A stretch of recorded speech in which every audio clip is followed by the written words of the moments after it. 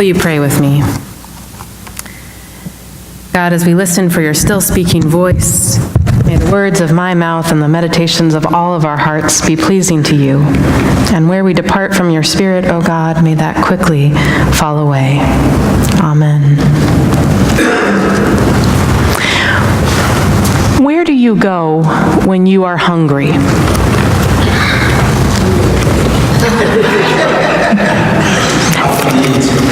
Think about it. Where do you go to be fed? The refrigerator, out to eat. Yeah. What's that? McDonald's, okay. Yeah, we all go to all different places. And whether we're talking about physical hunger or emotional hunger or spiritual hunger, the funny thing is most of the places we go are tables, right? We can all picture vividly those tables where we have been fed and felt full, and those tables where we have felt starved or empty or hungry still. For me, when I think about at the table where I felt the most full, not only on food, but with love and inclusion and welcome, I picture the big round table that was in our breakfast nook growing up. It had this huge Lazy Susan in the center of the table. I'm the oldest of 4 kids. And it was always rather ironic that it was called a Lazy Susan because my mom's name is Susan, and she was anything but lazy. She prepared most of the meals for us.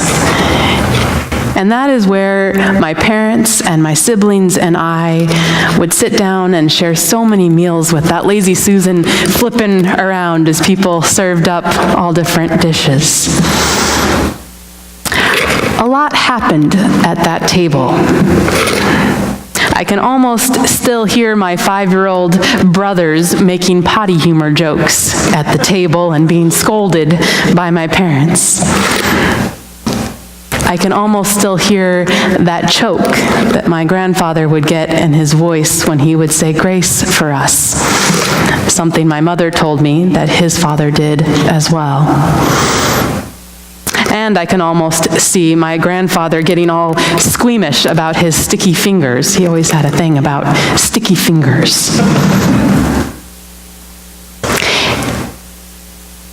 I see the delight in my dad's face whenever I would make baked goods, cookies, or pumpkin bread, or you name it. That is the table where I came out to several of my family members and was met with love and with affirmation. And that is the table where I believe I first shared my call to ministry with my parents, and again was met with love and affirmation. I am very blessed, and I know that, very privileged to have the family that I do. When I think of tables where I have felt starved, I think of those long lunchroom tables in 5th grade. You see, my family had moved to Washington State when I was at the very end of 5th grade. And I remember those last 2 months of school sitting every day off on the very end of the table by myself, so hungry for friendship.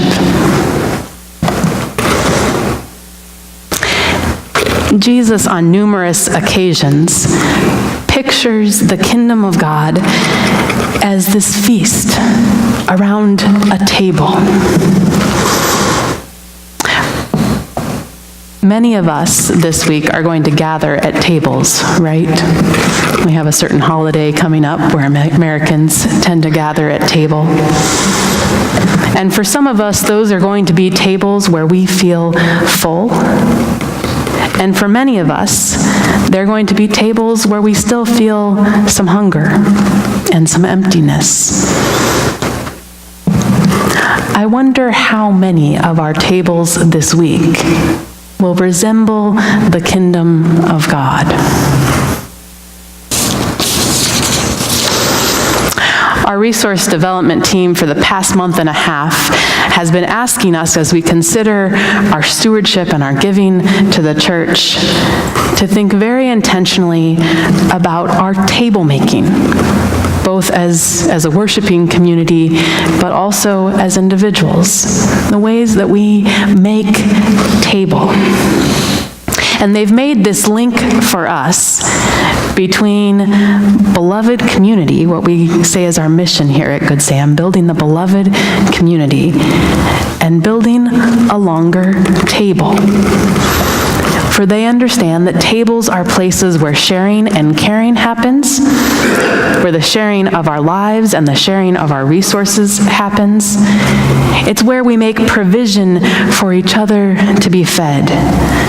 It's where we give and receive. It's where we take responsibility for each other. It's where we host and are hosted. And one of the questions that team has been asking us to consider is, what does God's table, the kingdom table, the table of beloved community, look like? And how do we make it? How do we build it? What does it look like, and how do we build it? Well, today we get to turn our attention to this wonderful story of Ruth. And as we do, let's talk just a little bit about hunger. What sort of provisions do we as a society make for feeding those who are hungry? And let's focus first on physical hunger. What sort of provisions do we make for feeding those who are hungry? Just throw up your hand if you have an idea. What's that? Okay, so family. Food pantries, yeah, personal charities or charities of small nonprofits. As citizens, we pay taxes, and some of that goes to food stamps and WIC and several other food and international aid for agriculture. Right, so we pay taxes, and that provides food stamps for our citizens and provides money to other organizations that help feed the hungry, and it also sends food all around the world to places in need. What else? Electing leaders who care about feeding and taking care of people. Okay, so electing leaders who will notice the hungry among us and use our collective resources to care for them. Yeah. And those personal charities, right, like our food pantry, they may or may not be able to meet the full need. I know ours certainly never can meet all the need here in this area around us. But they're a start, right? And we offer free school lunches to kids.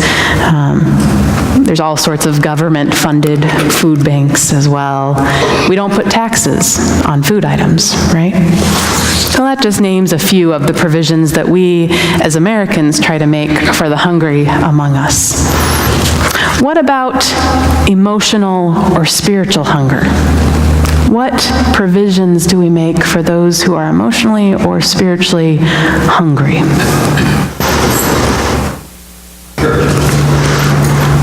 Churches is one. Yeah. Counseling, some mental health, right, which a lot of people have trouble affording, but yeah. Just conversation, just listening to people's stories. Okay, so personal generosity of community, right? It's a much shorter list, isn't it? The former Surgeon General of the United States says there is a loneliness epidemic in the United States, but it's something we rarely talk about, much less address. Well, you might have heard, as Linda read, some of the provisions that they made in pre-monarchy, patriarchal Israel for the hungry among them. Did anyone catch what those were?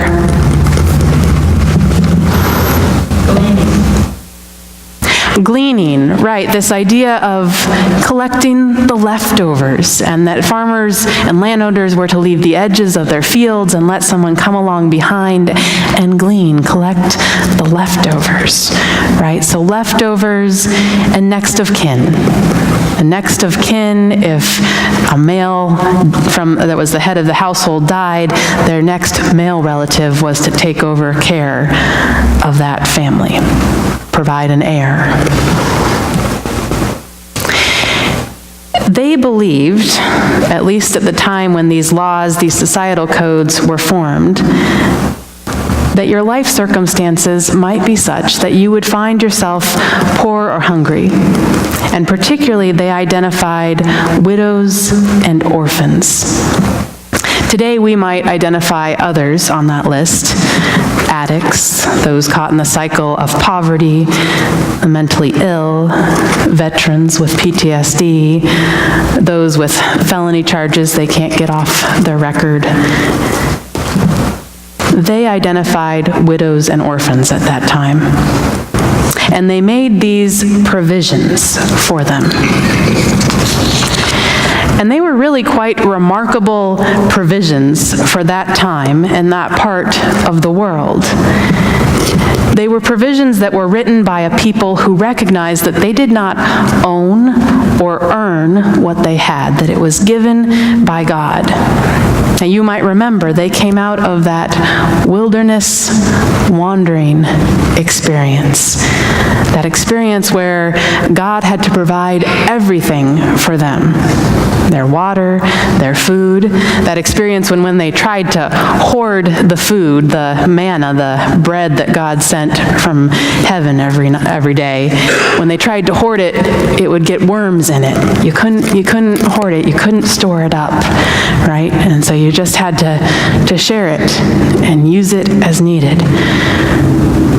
And so they wrote these laws because they understood that God cared for the vulnerable among them, and thus they needed to as well.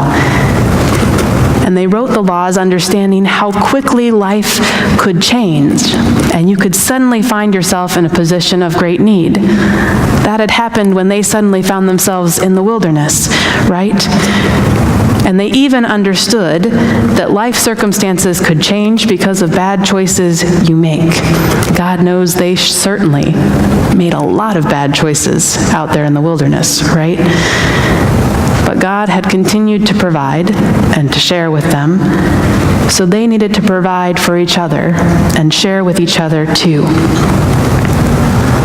So here we meet these two widows, right? We've got Ruth, this very young widow, and her much older mother-in-law, Naomi. And they're returning to Naomi's home country, where the famine has now ended, and there's enough food to go around. And there are plenty of landowners with fields, and there are kinsmen of theirs, kinsmen redeemers as they were called, who were supposed to step up and care for them. So why is Naomi scared that there won't be enough? They have all these provisions in their culture, right, in their society. Why doesn't she trust that the cogs of her community will just kick into gear and provide for her and for Ruth? Why do you think she doesn't think there's going to be enough? Yeah. She was a widow, and you have to have a man in your household that you really own or control any property or wealth. And she's bringing an alien daughter-in-law back. Okay, so she's a widow, so she doesn't really have a legal right to claim those provisions, even though those are there in their legal societal code. And she's bringing a foreigner back with her. They're not the first, right, to question whether an immigrant is entitled to all the provisions that society makes for the hungry, right? What else? Yeah. If Boaz had to tell his people not to molest, rape, pest in any way, then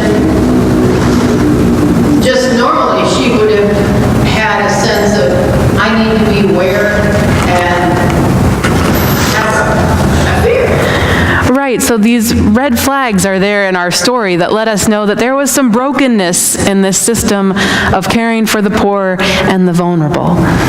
That, like we have seen happened even in our own fields here in Florida, I've heard this from many, especially of the immigrant farm workers here, there is a turning of women's bodies into commodities, expecting them to pay for whatever generosity they're being given, right?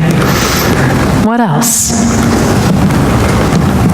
Yeah, Carolyn. I think trust is hard in any sense, even though we know that things are supposed to be, we have faith. Okay. So trust is hard in any sense, and trust is particularly hard sometimes when we're in the midst of grief or we're feeling kind of hopeless, right? So maybe Naomi's just having that natural human response of not knowing what the future holds and having a little trouble trusting or having faith. What else?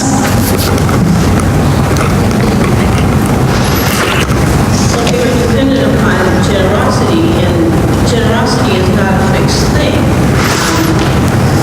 Generosity can be very flexible, whatever people feel like being generous with, and they didn't know whether or not they feel being generous.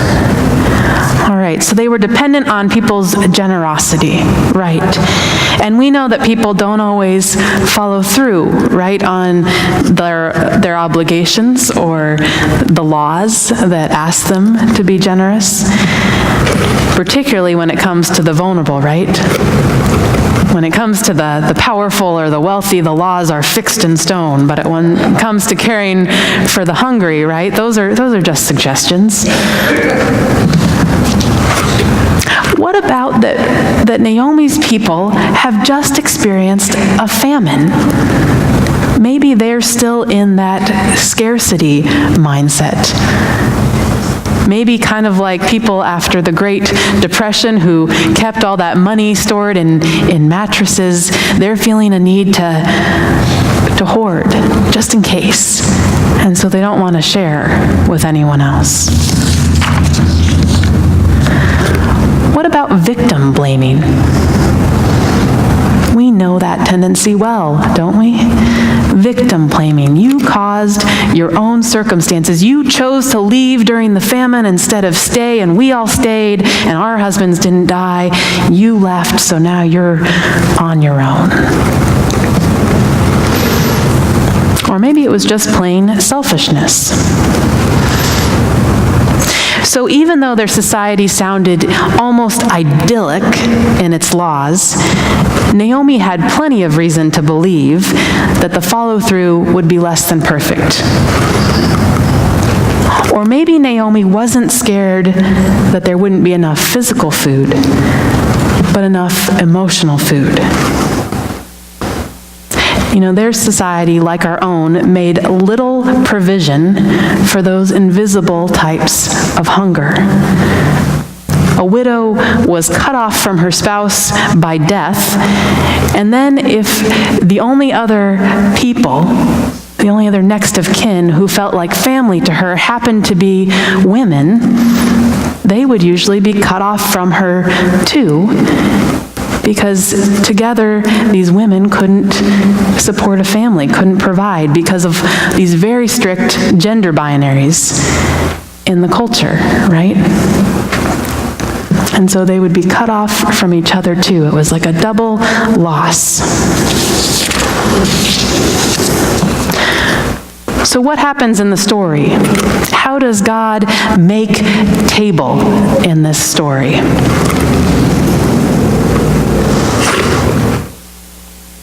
Softened Boaz's heart. Okay, so we've got this character, Boaz, that God makes a table with. And Boaz gets a lot of praise, right? But Boaz, a lot of what he does is just following through on what he's supposed to do anyway, right? What makes him stand out, though, is that he goes above and beyond. Not only can she glean in the field, but let's pull some extra stalks for you. Not only can you glean in the field, but here, come join all the harvesters at the table. Come take some bread and dip it in the wine with me. Share a meal with me. He goes above and beyond what was expected or required of him. So yeah, Boaz. God makes table through Boaz. How else does God make table in this story? Gives Naomi courage. Courage for her daughter-in-law. Both work and then the risk to sit at Boaz's feet. Right, so God makes table through Naomi too, through her encouragement of Ruth, her equipping of Ruth to actually provide for them as this odd countercultural family unit. What else? How else does God make table in this story?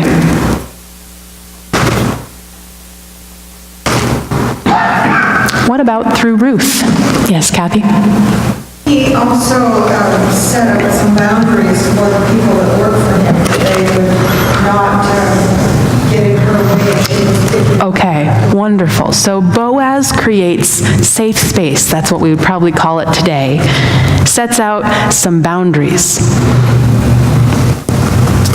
You have to protect, you have to honor, respect the dignity of this person in our midst, Boaz says to his workers. And then there's Ruth. Now, Ruth is not just the story of this damsel in distress, and here comes this great, wealthy, powerful man, Boaz, to save her. It's not one of our Disney movies, right? Ruth is the first one in the story who makes table.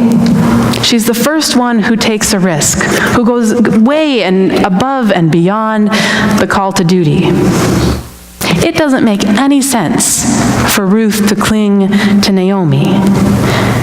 At the outset, it looks like Naomi will be nothing but just a dead weight dragging her down, right? She's bitter, she's depressed, she's this grieving woman who is literally pushing Ruth away, the way many grieving people do, pushing away. And Ruth bravely clings to her mother-in-law and refuses to abandon her in her time of need. She refuses to let society tell her what does and doesn't constitute a family, what they can and they can't do as these two vulnerable women. Now, she doesn't create a literal table, and she doesn't provide literal food, at least not until Boaz's generosity. But she provides what is not there in the provisions of their society. Emotional food, love, companionship, and support. And maybe it's her faithfulness, Jean, that gives Naomi the permission to take that risk of faithfulness and hopefulness. The kids have been watching and reading Winnie the Pooh recently. They're very into it. And this wonderful meme has been going around social media that despite the fact that Eeyore, who's the donkey in all those stories, despite the fact that he is pretty much clinically depressed, his friends always invite him everywhere. They always show up for him and in his life. That's a way of making table that we sometimes forget, right? But Ruth doesn't.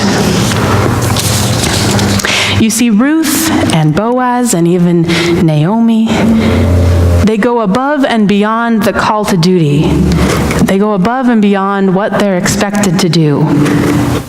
They don't just try to get away with doing as little as possible.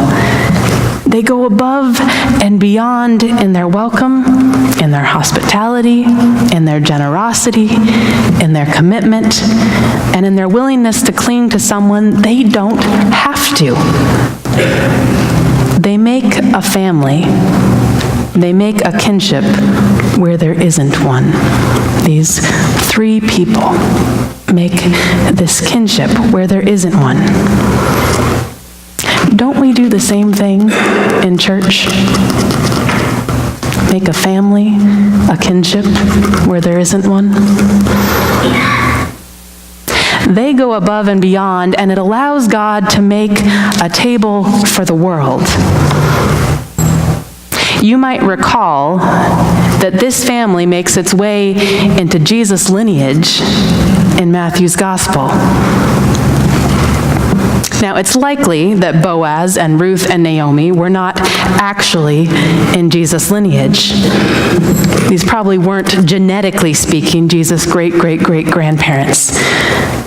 But the gospel writer realizes that Jesus is following in their moral and spiritual lineage, that God's salvation of God's people began long ago with that table making, that family making that Ruth initiated. And interestingly, Matthew doesn't list Boaz, but lists Ruth in that lineage. This woman, this foreigner, this widow.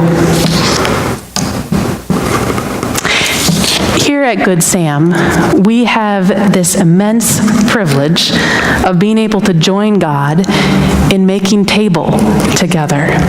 We gather literally around a table every week, but we know that the table means much more than this wood here in front of us.